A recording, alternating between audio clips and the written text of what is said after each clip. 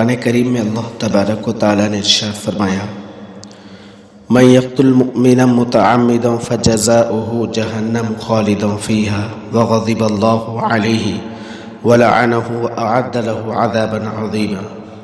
جس شخص نے جان بوجھ کر کسی مسلمان کا قتل کیا، ناحق قتل کیا، اللہ فرماتے ہیں فجزاؤہ جہنم خالدا فیہا، ایسا شخص ہمیشہ ہمیشہ کے لیے جہنم میں رہے گا، ایسے شخص کا بدلہ جہنم ہے۔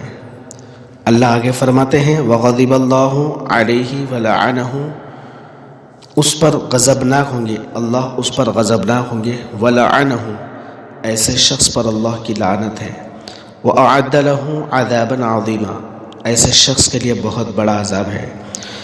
حضرات علماء کرام نے لکھا ہے جو شخص کسی کا قتل کرے گا، ممکن ہے کہ قتل کرنے والے کی موت کفر پر ہوگی یا مرنے سے پہلے کافر بن جائے گا۔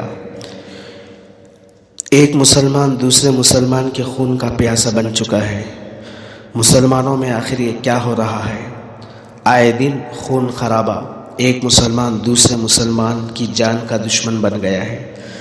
اللہ کے نبی علیہ السلام نے فتح مکہ کے موقع پر اپنی جان لینے والے دشمنوں کو درگزر کر دیا، معاف کر دیا۔ گناہ کبیرہ گناہوں میں سے ہے، کسی کو ناحق قتل کرنا بڑے گناہوں میں سے ہے۔ سورہ مائدہ میں اللہ تبارک و تعالیٰ نے فرمایا اگر کسی نے ناحق کسی کو قتل کیا فَكَأَنَّمَا قَتَلَ النَّاسَ جَمِيعًا، تو گویا اس نے پوری نوع انسانیت کو ہلاک کر دیا۔ ایک دوسرے کی جان کا کیا احترام ہے۔ ناحق جان نہیں لی جا سکتی ہے، لیکن بالحق ہو سکتا ہے۔ اگر کسی نے عمدن کسی کو قتل کر دیا اور اس کے وارث حق کا مطالبہ کر رہے ہیں، نہ معاف کرنے تیار ہے، تو پھر قتل کے بدلے میں قتل کیا جائے گا، قصاص لیا جائے گا۔ شریعت میں قتل کرنا ناجائز ہے، جائز نہیں ہے۔ اللہ شرک کرنے والے کو، قتل کرنے والے کو معاف نہیں فرماتے۔ اللہ کے نبی علیہ السلام نے فرمایا القتل القتل، اللہ کے نبی علیہ السلام نے فرمایا لوگوں میں قتل عام ہو جائے گا۔ مسلمان کا بچہ تلوار اٹھا رہا ہے، کتوں کی طرح لڑائی جاری ہے، جانوروں کی طرح لڑائی جاری ہے۔ آج کوئی دن ایسا نہیں سنائی دے گا کہ آج کسی کا قتل نہیں ہوا۔ کوئی پیپر، کوئی نیوز چینل، کہیں دوست کا قتل ہو رہا ہے، تو کہیں شوہر کا قتل ہو رہا ہے، تو کہیں بیوی کا قتل ہو رہا ہے، تو کہیں شوہر کا قتل ہو رہا ہے۔ قتل کی خبریں روزانہ سنائی دے گی۔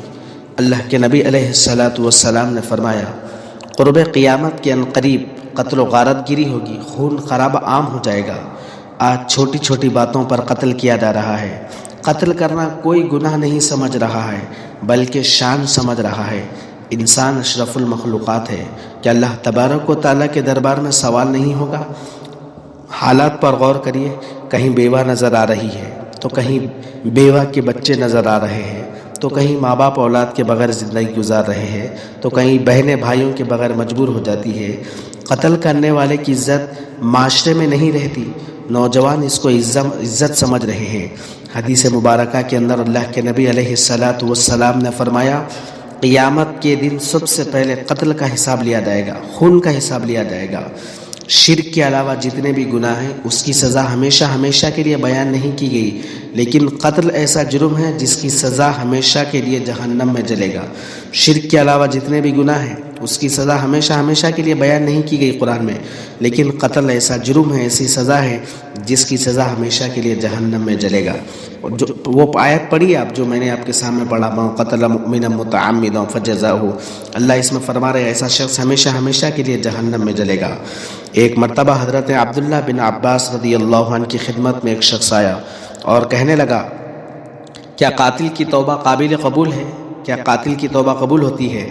تو حضرت عبداللہ بن عباس رضی اللہ عنہ سمجھ گئے اس شخص کا ارادہ کسی کو قتل کرنے کا ہے۔ تو حضرت عبداللہ بن عباس رضی اللہ عنہ نے فرمایا کہ توبہ قبول نہیں ہوتی، میں قتل کر دوں گا پھر بعد میں توبہ کروں گا۔ اس نیت سے حضرت عبداللہ بن مسعود رضی اللہ عنہ نے فرمایا توبہ قبول نہ ہوگی۔ اللہ نے چند چیزوں میں قتل کی گنجائش دی ہے، اسلام سے جو پھر جاتا ہے، مرتد ہو جاتا ہے یا کافر ہو جاتا ہے دین اسلام کو چھوڑ دیتا ہے تو اس کو قتل کیا جائے گا، یا جو نبوت کا دعویٰ کرتا ہے، نبی ہونے کا دعویٰ کرتا ہے، اس کو قتل کیا جائے گا۔ اسی طرح کسی شخص نے کسی کو قتل کیا تو مقتول کے لواحقین کے لیے جائز ہے کہ اس کے قصاص کے بدلے میں قتل کر دے۔ بہتر تو یہ ہے کہ اس کو معاف کر دیا جائے، دیت وغیرہ لے کر چھوڑ دے۔ شادی شدہ اگر زنا کرتا ہے تو بھی اس کا خون حلال ہو جاتا ہے، سنسار کیا جاتا ہے، کیونکہ شادی شدہ ہونے کے باوجود بھی زنا کر رہا ہے، اس کو شرم نہیں آ رہی ہے۔ ان باتوں کے علاوہ کسی بھی قتل کی ان باتوں کے علاوہ کسی بھی صورتحال میں قتل حلال نہیں ہے، جائز نہیں ہے قتل کرنا کسی کو۔